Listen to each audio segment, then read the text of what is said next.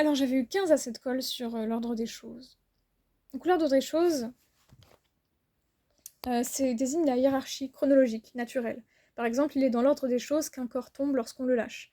Euh, Chose qu'on peut remplacer par exemple par ordre des raisons, ordre rationnel, méthodique, causal à l'intérieur d'un système, nécessité logique de la démonstration par exemple. Mais le paradoxe, c'est que l'expression c'est dans l'ordre des choses vise bien souvent à justifier l'irrationnel sur la base de croyances, d'opinions personnelles ou communes et ainsi se passer de la justification logique. Donc, ça a une valeur en un sens relatif peut-être. Les choses ont-elles un ordre qui leur serait immanent, ou bien est-ce nous, notre esprit, qui les disposons dans un certain ordre, et ce qu'on appelle désordre ne serait qu'un ordre qui ne correspond pas à nos attentes. Première partie, s'il n'y avait pas d'ordre, on ne pourrait rien modéliser. Il y a bien des causes naturelles qui produisent des effets et une nécessité logique d'ordre du discours, de la démonstration. 2. Ce sens est dévoyé en faisant le cache-sexe d'idéologie, voire d'une absence totale d'argument, au nom du danger du désordre. Le désordre serait donc mauvais et stérile. On verra avec Nietzsche que c'est peut-être plus compliqué que ça. Troisième partie, si l'entropie mesure le degré de désordre, en science, peut-être qu'il y a plusieurs ordres de degrés différents de même chose au lieu d'un ordre des choses. Nous verrons avec Bergson qu'on peut faire du désordre une vue de l'esprit en réfléchissant à la pertinence de nos notions courantes de rien et de vide. L'ordre des choses désigne donc l'ordre nécessaire de causes et d'effets physiques dans le domaine de la science comme dans le domaine de la logique, déduction, induction, principe de non-contradiction, etc. Par exemple, chez Descartes, il y a une certaine importance de l'ordre des raisons, il suit l'ordre de la découverte des connaissances selon les exigences de notre certitude, la ratio cognoscendi. Les méditations constituent un enchaînement des conditions qui font une science certaine. C'est pour ça que dans la deuxième méditation, il dit « Je ne peux parler du corps que si j'ai une pensée ». La connaissance de la pensée précède la connaissance des choses. C'est difficile de partir des choses même. La conscience est déjà là si on en parle. Je ne peux être sûr de mon savoir que si j'en doute. L'ordre analytique ici, c'est un ordre analytique ici, alors que l'ordre synthétique est celui qui s'institue dans les résultats de la science, la vérité de la chose. L'ordre des raisons n'est pas l'ordre des matières, l'ordre des choses est différent selon l'objet étudié. L'ordre des choses est, l'ordre des choses est un ordre de l'ordre des choses. Quand Galilée dit que la nature est un livre écrit en langage mathématique, il parle du livre de la nature, de ce qui en est modélisable, ce qu'on peut en comprendre. L'ordre des choses n'est pas tant naturel, justement, qu'une invention des sciences pour formaliser les choses, les ordonner dans des catégories pour les connaître. Qu'il ait un ordre des choses est ici une nécessité épistémologique. Mais s'il n'y avait pas de loi de la nature, à savoir une stabilité dans les phénomènes, on ne pourrait pas faire de propositions synthétiques a priori. On pourrait dire que la chimie, par exemple, suit un ordre des choses naturelles et que les mathématiques sont de l'ordre d'un ordre des choses logiques du ressort de l'esprit humain. C'est un langage universel pour modéliser des phénomènes qui existent en dehors de notre tentative de les comprendre. Si tout se produisait n'importe comment, seulement par hasard, sans ordre, on ne pourrait imaginer des conduites techniques pour aménager notre environnement. En revenant à Descartes, mais en s'éloignant de l'aspect purement épistémologique de cette expression, on peut aussi la penser dans le sens de « il y a un temps pour tout ». Descartes décide à un moment de laisser de côté la démonstration selon l'ordre des raisons pour lâcher la bride à l'esprit, le laisser vaquer pour pouvoir ensuite, en tirant la bride doucement, le ramener à la vérité du cogito. Citation « Relâchons-lui donc encore une fois la bride, afin que, venant ci après à la retirer doucement et à propos, nous le puissions plus facilement régler et conduire. » C'est une question de méthode. Alors que l'ordre des choses suggère un ordre causal logique, l'expression idiomatique « c'est dans l'ordre des choses » vient souvent lorsqu'on est à court de connaissances. Les parents qui répondent cela à une question scientifique de leur enfant, par exemple, voire d'arguments. Il y a une vidéo qui a circulé d'un homme qui dit la place des femmes c'est à la cuisine, sinon c'est le désordre. On voit que c'est une sorte de superstition.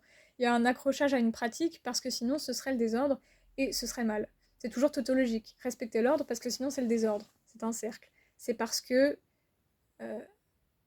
Enfin, à un c'est parce que répond un c'est comme ça. Oui, c'est le c'est parce que, pardon, c'est un c'est comme ça qu'on répond à la question pourquoi ou comment. La phrase c'est dans l'ordre des choses sert à justifier toutes sortes de pensées et n'a donc pas un être déterminé. C'est du faux, du vide qui se prend pour une justification. Et un ordre des choses représenté par des lois supposées de la nature peut avoir des implications politiques. Par exemple, la catégorisation des hommes entre eux en races supérieures et inférieures qui a conduit au totalitarisme. Et pire. De plus, il faudra questionner cette valeur négative, dans les deux sens du terme, nous le verrons, associée au désordre. La notion d'ordre s'oppose à celle de désordre et de chaos.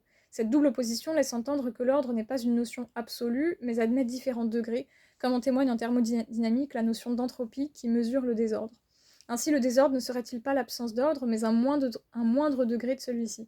Le chaos peut alors désigner le désordre absolu, c'est-à-dire l'ordre à son degré zéro. L'écriture aphoristique de Nietzsche, contrairement à celle de Descartes, doit résister dans un premier temps à une lecture conceptuelle, ordonnée, organisée, en un mot, à un ordre des raisons. Il faut déconcerter pour obliger à découvrir ou à retrouver.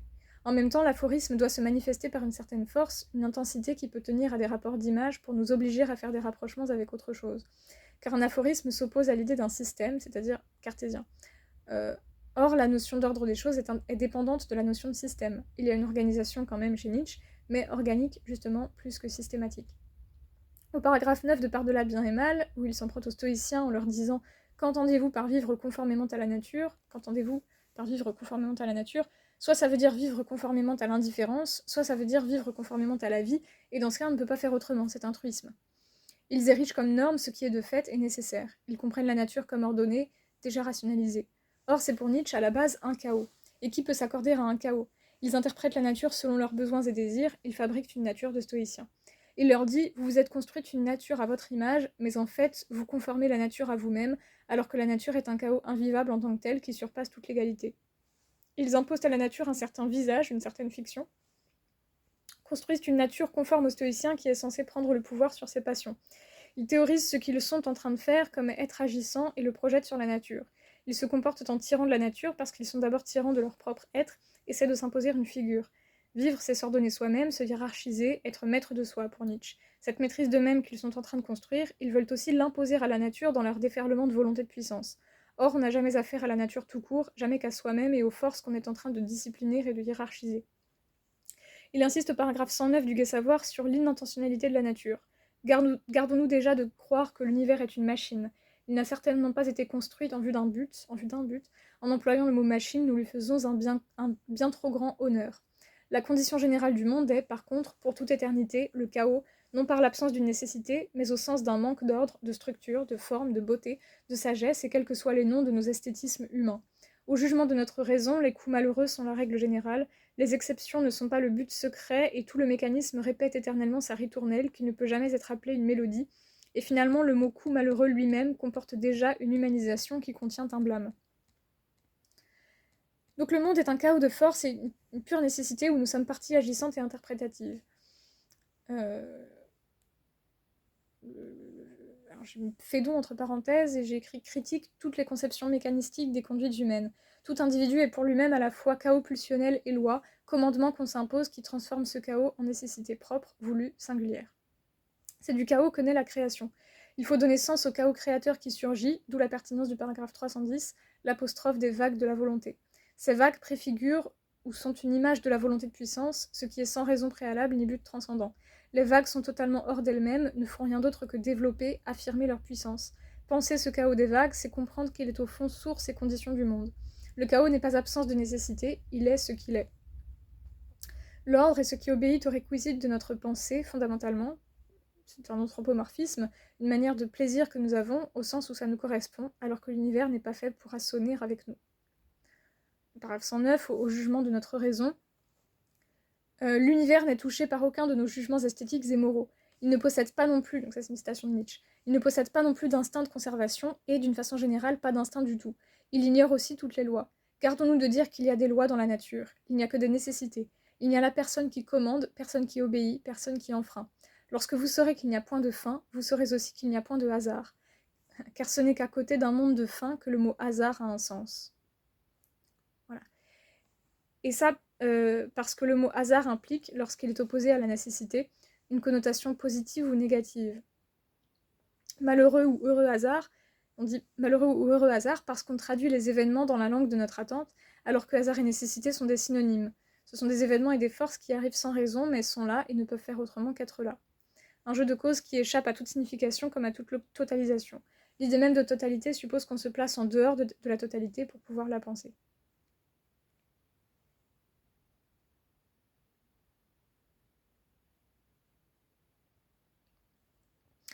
Donc, troisième partie, tout le problème est donc lorsque l'on passe de l'ordre des choses comme causalité à l'ordre des choses comme finalité, de la nécessité à l'injonction, les femmes à la cuisine par exemple. Il faudrait penser l'ordre des choses séparément de l'attirail téléologique qui fait de lui l'autre nom de la providence, voir la différence entre la nécessité causale sur laquelle on n'a pas pouvoir d'action, par exemple je mourrai forcément un jour de vieillesse si rien d'autre ne me tue, raison pour laquelle d'ailleurs il vaut mieux changer ses désirs plutôt que l'ordre du monde, qu'on ne peut pas changer, et le sentiment parfaitement subjectif que les choses sont à leur place. Bergson et sa critique de la notion d'ordre permet d'en faire une vue de l'esprit. Le désordre, c'est la déception d'un esprit qui trouve devant lui un ordre différent de celui dont il a besoin. L'exemple des vers.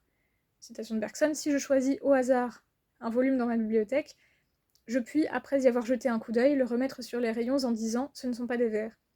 Est-ce bien ce que j'ai aperçu en feuilletant le livre ? Non, évidemment. Je n'ai pas vu, je ne verrai jamais une absence de vers. J'ai vu de la prose. Mais comme c'est de la poésie que je désire, j'exprime ce que je trouve en fonction de ce que je cherche, et au lieu de dire « voilà de la prose », je dis « ce ne sont pas des vers ».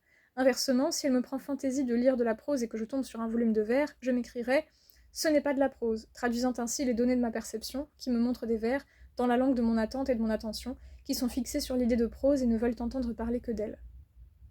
Le désordre est simplement l'ordre que nous ne cherchons pas, comme il dit dans La pensée et le mouvant, dans le possible et le réel. C'est une substitution d'un ordre à un autre, en fait. Toujours Bergson, en d'autres termes, cette prétendue représentation du vide absolu est en réalité celle du plan universel dans un esprit qui saute indéfiniment de partie à partie, avec la résolution prise de ne jamais considérer que le vide de sa dissatisfaction au lieu du plein des choses. Ce qui revient à dire que l'idée de rien, quand elle n'est pas celle d'un simple mot, implique autant de matière que celle de tout, avec en plus une opération de la pensée, qui relève de l'imagination. Il y a plus, pour Bergson, il y a plus d'idées dans le désordre que dans l'ordre, car le désordre implique plusieurs ordres et un jeu de l'esprit qui joue inconsciemment avec eux, comme il dit. Par exemple, si je trouve une chambre en désordre, c'est qu'elle n'aura pas été consciemment rangée comme je l'entends. Mais il y a pourtant un ordre, celui conséquent aux diverses occupations de la personne à qui la chambre appartient. Ce que j'appelle désordre relève donc d'un jugement subjectif, tandis que ce désordre est en réalité l'ordre qui relève de sa causalité. Pourquoi donc confond-on ordre des choses causales et ordre des choses finales ? Bergson y répond aussi finalement. Parce que l'ordre est l'esprit se retrouvant dans les choses, or c'est toujours le cas dans les deux cas. Il peut toujours trouver ses opinions dans les choses s'il le veut, et, citation, « la science soit contingente, relative aux variables qu'elle a choisies, relative à l'ordre où elle a posé successivement les problèmes. Aucun système défini de lois mathématiques n'est à la base de la nature. Si l'ordre mathématique était chose positive, s'il y avait, immanentes à la matière, des lois comparables à celles de nos codes, le succès de notre science tiendrait du miracle. Quelle chance aurions-nous, en effet, de retrouver l'étalon de la nature et d'isoler précisément, pour en déterminer les relations réciproques, les variables que celle-ci aurait choisies. Mais le succès d'une science à forme mathématique serait non moins compréhensible si la matière n'avait pas tout ce qu'il faut pour entrer dans nos cadres. Le désordre n'a donc pas de véritable réalité, excepté dans notre esprit qui cherche un autre ordre, d'où cette phrase « L'idée de désordre a un sens défini dans le domaine de l'industrie humaine ou, comme nous disons, de la fabrication, mais non pas dans celui de la création. » Il est intéressant de voir qu'on louera l'ordre de phénomènes qu'on peut prévoir mathématiquement, astronomiques par exemple, et, dit Bergson, l'on trouvera un ordre non moins admirable à une symphonie de Beethoven, qui est la génialité, l'originalité et par conséquent l'imprévisibilité même. On peut éventuellement parler d'harmonie plutôt que d'ordre, mais il reste qu'il s'agit d'un enchaînement chronologique de notes et de rythmes, en l'occurrence. Cela dit, c'est bien l'harmonie qui fait leur organisation et ainsi est plus que la somme des parties qui la constituent, notes et rythmes. L'évolution créatrice qu'est la vie ou le geste créateur transcende la finalité, réalisation d'une idée conçue ou concevable par avance. L'ordre parfait est indécomposable, non modélisable sous peine d'en perdre toute l'essence, comme dit Nietzsche dans Le Gai Savoir, si l'on mesurait la valeur, je crois que c'est le paragraphe 373, Gai Savoir, si l'on mesurait la valeur d'une musique à ce qu'on en peut calculer et compter, à ce qu'on peut traduire en chiffres, de quelle absurdité ne serait pas cette évaluation scientifique ? Qu'aurait-on bien saisi, compris, connu d'une mélodie ainsi jaugée ? Rien, et littéralement rien, de ce qui fait justement sa musique. En conclusion, il y a un glissement de l'ordre des choses nécessaires comme loi physique et biologique du monde à l'ordre des choses comme cause finale inscrite dans la nature. L'ordre des choses est donc contingent non par rapport aux catégories de l'entendement ou à la matière, mais dans notre esprit, en effet, par rapport à l'autre ordre ou les autres ordres de nature et non de degrés différents, qui ne nous intéressent pas et qu'on appelle alors désordre. Il faudrait préférer le terme d'organisation à celui d'ordre. Ce qui est l'incohérent, le chaos, c'est une oscillation de l'esprit entre les deux ordres différents, opposés et excluants, géométriques et vitales.